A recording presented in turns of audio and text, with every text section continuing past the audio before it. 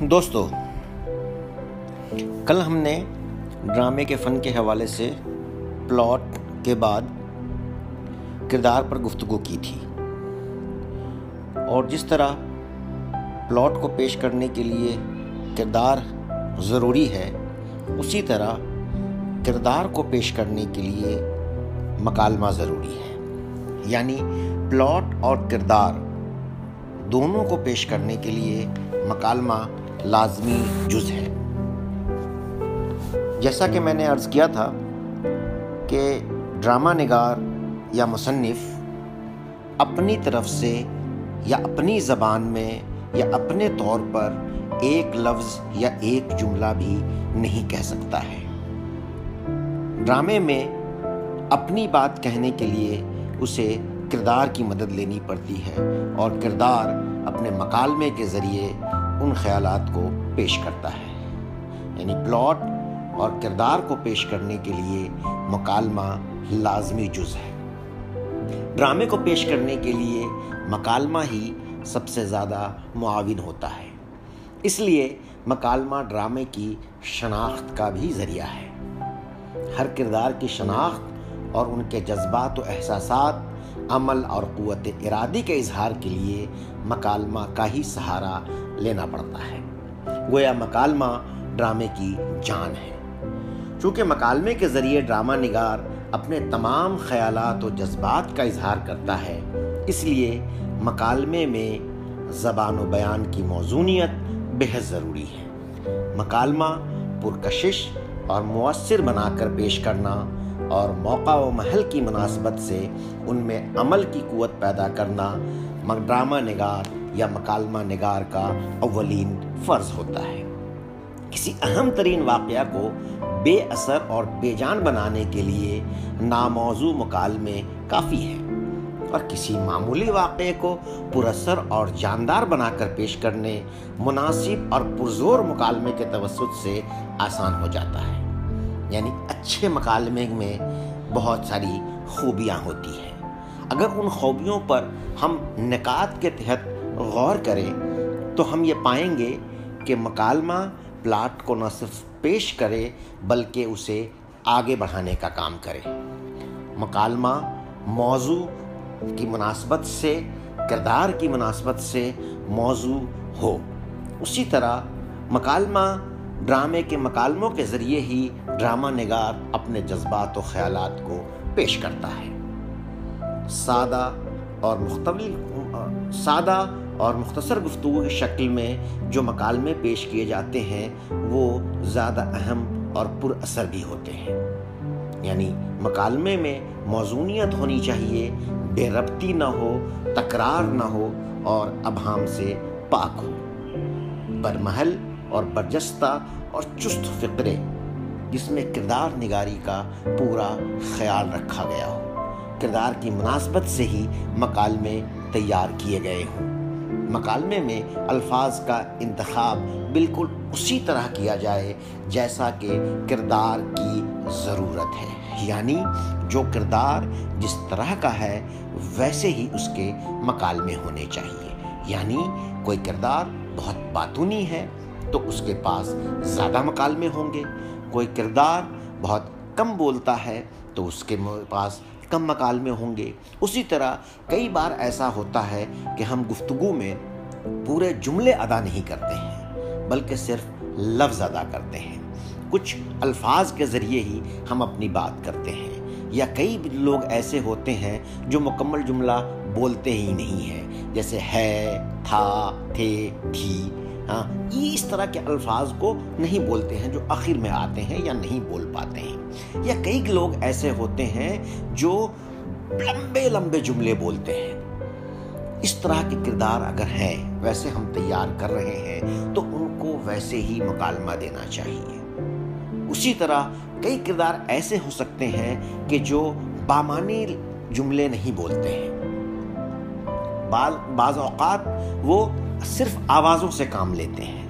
مان لیا کہ اگر کوئی گونگے کا کردار ہم تخلیق کر رہے ہیں تو وہ کردار بولے گا تو نہیں، لایعنی، بے معنی آواز ادا کرے گا، اور اس آواز کو ہم ایسے معنی دیں، وہاں پر ان کے بریکٹ میں ہم اس جو بات کہنا چاہ رہا ہے وہ ہم لکھ دیں تو وہ بھی اس کا مکالمہ ہے، یعنی وہ اشارے کے طور پر اپنا مکالمہ ادا کرے گا۔ مکالمہ صرف یہ نہیں ہے کہ وہ کردار بولتا ہے، بلکہ مکالمے میں کئی ساری خوبیاں ہوتی ہیں، یعنی مکالمہ کئی صورتوں میں پلاٹ کو پیش کرنے میں مدد کرتا ہے۔ مکالمے کے حوالے سے پروفیسر محمد حسن نے اپنی کتاب میں لکھا تھا کہ مکالمے 3 صورتوں سے خالی نہیں ہوتے، اور اگر وہ ان تینوں میں سے کوئی شرط بھی پوری نہ کرتے ہو تو ڈرامے میں ان کی گنجائش نہیں ہے۔ یعنی یا تو مکالمہ کہانی کو آگے بڑھاتا ہو، یا کردار کے کسی خاص پہلو کو واضح اور اس میں تبدیلی یا ارتقاء کو ظاہر کرتا ہو، یا فضا کے پیدا کرنے میں معاون ثابت ہوتا ہو، یا یہ معیار ہر مکالمے کے ہر ٹکڑے کے لیے برتا جا سکتا ہے۔ لفاظی یا شاعرانہ تقریروں کی گنجائش اس طرح ختم ہو جاتی ہے۔ اس لحاظ سے غور کیا جائے تو ہر مکالمے کا رشتہ 4 جہتی ہے، یعنی ایک طرف اسے اس کے کردار کے مطابق ہونا چاہیے جو اسے بول رہا ہے، دوسرے اس صورتحال کے مطابق ہونا چاہیے جس میں اسے ادا کیا جا رہا ہے، تیسرے اس کا تعلق ڈرامے کے پیرائے سے ہونا چاہیے، اور چوتھا اپنے ڈرامے کے مکالموں کے مجموعی رنگ و آہنگ کی کڑی ہونا چاہیے۔ دوستو، آپ نے محسوس کیا کہ ڈرامہ میں مکالمہ کس طرح سے پلاٹ کو پیش کرنے میں معاون ثابت ہو سکتا ہے یا ہوتا ہے، یعنی ایک ساتھ وہ 2 سطحوں پر کام کرتا ہے۔ ایک تو پلاٹ کو آگے بڑھاتا ہے، دوسرے کردار کے ارتقاء کو بھی ملحوظ رکھتا ہے، یعنی ایک طرف کہانی کو آگے بڑھانے میں مدد کرتا ہے، دوسری طرف کردار کے ارتقاء کو بھی سامنے رکھتا ہے۔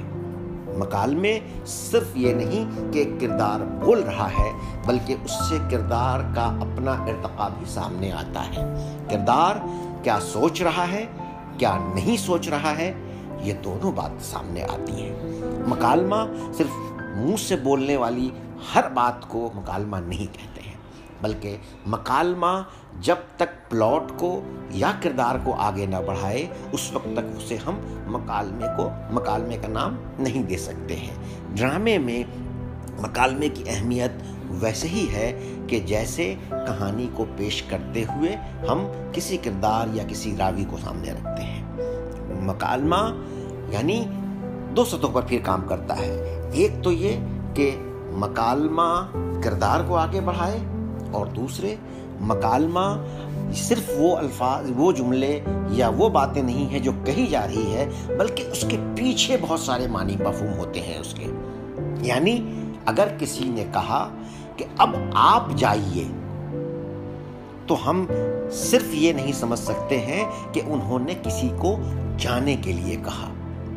بلکہ وہاں یہ مفہوم بھی چھپا ہوا ہے، یہ معنی اس میں پوشیدہ ہے کہ انہوں نے باقی لوگوں کو وہاں ٹھہرنے کے لیے کہا۔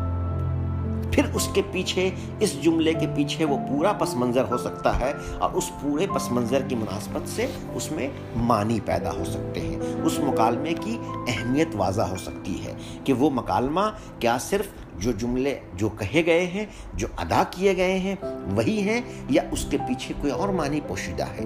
ڈرامے میں یا ڈرامے کے مکالمے میں اکثر یہ ہوتا ہے کہ جو باتیں نہیں کہی گئی ہیں، جو باتیں نہیں کہی جا سکی ہیں، اصل کہنا وہی تھا، یعنی جو باتیں سامنے کی ہیں وہی بات سب سے اہم نہیں ہے۔ جو بات نہیں کہی گئی ہے یعنی ان کہا جو ہے، اس کو مکالمہ 2 مکالمے کے درمیان اگر وہ اس چیز کو تلاش کرنے کی طرف ہمارے ذہن کو راغب کرتا ہے تو اس کا مطلب کہ ڈرامہ نگار مکالمہ نویسی میں کامیاب ہے۔ وہ 2 مکالمے ایک ہی کردار کے 2 مکالمے ہو سکتے ہیں، وہ 2 مکالمے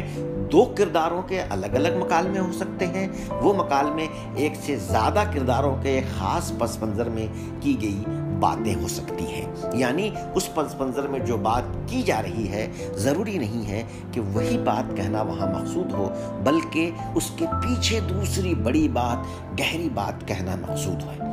ایسے کئی ڈرامے ایسے ہیں کہ جن کو اگر آپ پڑھیں تو ان کہا جو ہے، جو باتیں نہیں کہی گئی ہیں وہ زیادہ اہمیت کے حامل ہوتی ہے۔ اگر ایسے مکالمے لکھے گئے ہیں، اگر اس طرح سے پلاٹ تیار کیا گیا ہے، تو جب ڈرامہ جہاں ختم ہوتا ہے، کئی بار ایسا ہوتا ہے کہ وہاں سے ڈرامہ شروع ہوتا ہے کہ یہ بات جو کہنی تھی وہ نہیں کہی گئی، اور ہمارا ذہن اصل اس طرف جانا چاہیے۔ اور اگر اس طرف ہم ایک ڈرامہ نگار ناظرین کے، سامعین کے یا قارئین کو ذہن کو لے جانے میں کامیاب ہوتا ہے، تو اس کا مطلب کہ وہ مکالمہ نویسی میں کامیاب ہے، اور مکالمہ نگاری میں وہ بہت حد تک کامیاب ہے۔ اب مکالمے طویل بھی ہوتے ہیں، مکالمے چھوٹے بھی ہوتے ہیں، مکالمے منظوم بھی ہو سکتے ہیں، اور مکالمے نثر میں بھی ہو سکتے ہیں، عام سلیس زبان میں بھی ہو سکتے ہیں۔ جیسے پارسی تھیٹر کے زمانے میں ہی جو ڈرامے لکھے گئے ہیں، یا آغا حشر کے جو ڈرامے لکھے گئے ہیں، اس میں جو مکالمہ ہے وہ مکالمہ کئی بار ایک کردار کو بھی متعارف کراتا ہے، کئی بار خود کو متعارف کراتا ہے۔ پہلے جب ہم ابتدائی ڈرامہ جب ہم دیکھتے ہیں یا اندر سبا ہم پڑھتے ہیں، تو جو کردار سامنے آ رہا ہے اس کا تعارف اس سے پہلے پیش کیا جا رہا ہے، یعنی اس سے پہلے جو کردار اسٹیج پر ہے وہ اپنے مکالمے کے ذریعے اس کا تعارف کرا رہا ہے۔ لیکن جب ہم پارسی تھیٹر میں آتے ہیں یا آغا حشر کے زمانے میں جب ہم آتے ہیں، تو اکثر یہ دیکھا گیا ہے کہ کردار اپنا تعارف خود پیش کرتا ہے، یعنی وہ اچھا ہے تو اچھی باتیں اپنے بارے میں کہتا ہے، وہ کردار برا ہے، نگیٹو کردار ہے تو وہ اپنے بارے میں اسی طرح کے کردار کو پیش کرتا ہے۔ یعنی کہ جیسے آپ دیکھیں کہ چنگیز خان ایک کردار ہے، وہ مطلب اپنے بارے میں یہ کہتا ہے کہ غرور اس کو تو بے شک لشکر جرار پہ ہوگا، مگر جب ہاتھ میرا تیغ جوہر دار پر ہوگا، تو محشر کا سما تم دیکھنا تکرار پر ہوگا، بیان نا سپاسی تب لبے گفتار پر ہوگا، کہ جب سر کٹ کے موذی کا میری تلوار پر ہوگا۔ یعنی کس طرح کا وہ بہادر ہے، کس طرح کی وہ باتیں کر رہا ہے، کس طرح کا وہ ظالم ہے، اس طرح سے وہ مکالمے اس کو بیان کر رہے ہیں۔ یا وہیں پھر جو ہے کہ ہم نثر میں مکالمے ہم اگر دیکھتے ہیں تو نثر میں مکالمہ کسی اور طرح سے اس کو پیش کیا جاتا ہے، یا اس زمانے میں آپ دیکھیں کہ چونکہ ہمارے پاس جو سہولیات میسر ہونی آج اسٹیج پہ ہے، وہ اس زمانے میں وہ سہولیات میسر نہیں تھی ہمیں، تو مکالمہ لکھتے وقت ایسے الفاظ کا انتخاب کیا جاتا تھا کہ وہ زور سے بولا جا سکے، وہ زیادہ سے زیادہ لوگوں تک پہنچ سکے، یعنی بلند آہنگ مکالمے ہوتے تھے، وہاں سبک روی سے بولنے والی بات نہیں ہوتی تھی۔ مکالمے جیسے آپ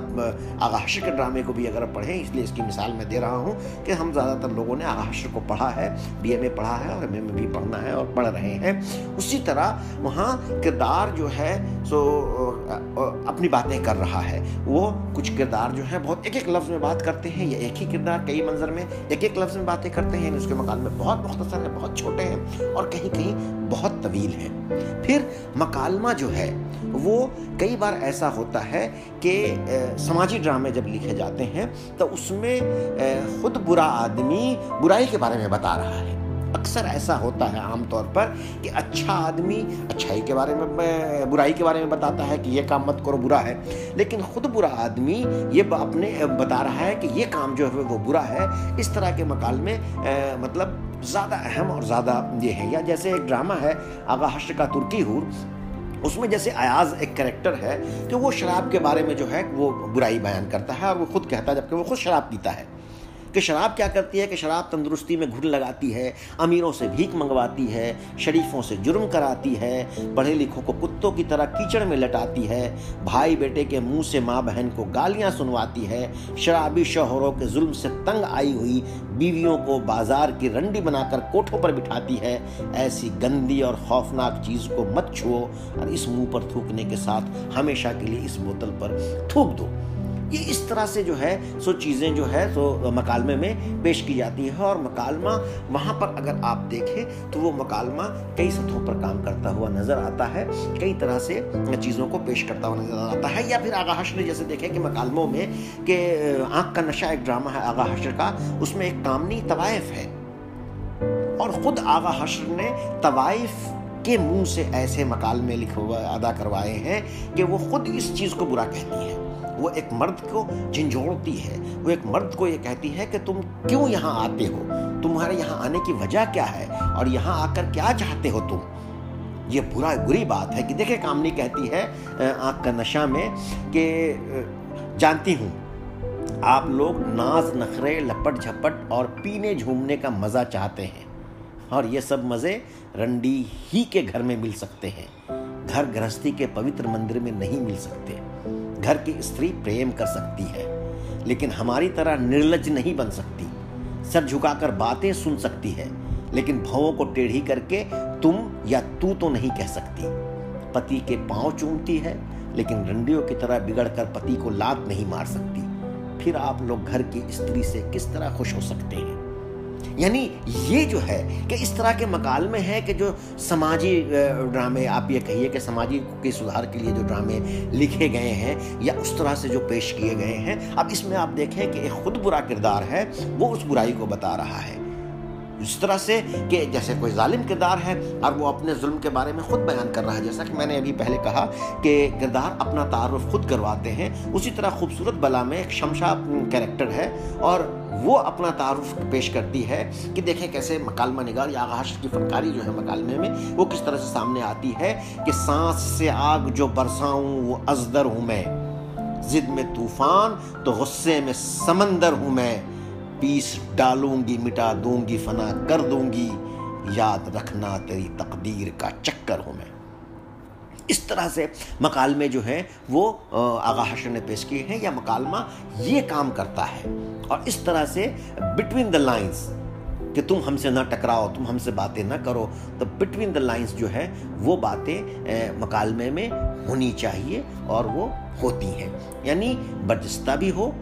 کردار کی مناسبت سے بھی ہو، اپنے موضوع کی مناسبت سے بھی ہو، اور اپنے پلاٹ کو پیش کرنے کے لیے بھی ہو۔ یعنی مکالمہ ڈرامے کا وہ حصہ ہے، وہ جز ہے جس کے بغیر پلاٹ اور کردار کو نہیں پیش کیا جا سکتا ہے۔